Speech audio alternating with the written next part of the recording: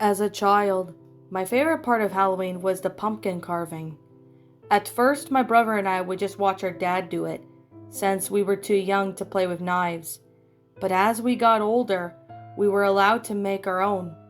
I was much better at it than my brother, but he didn't seem to mind. He wasn't too into the artistry as much as I was.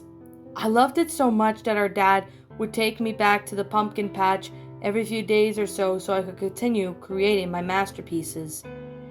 Everyone loved my pumpkins. The neighbors would always say how talented I was to craft such impressive faces. My dad started calling me as his little Carver when I started carving pumpkins for people in the neighborhood. Pretty soon everyone had one of my famous pumpkins in their front stoop.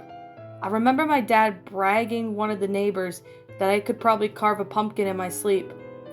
Halloween, though, after I turned 12, I got most of the candy of any previous years.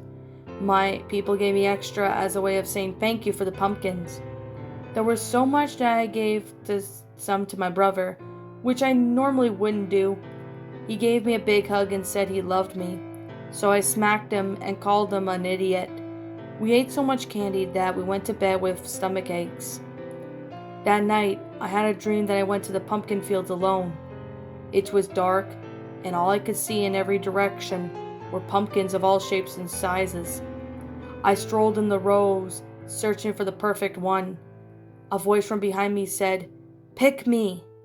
So I turned around to see a huge, magnificent pumpkin. It was almost as big as I was, and it looked ripe for carving.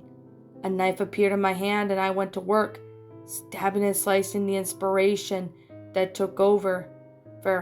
When I was finished, it was the greatest creation of my young life.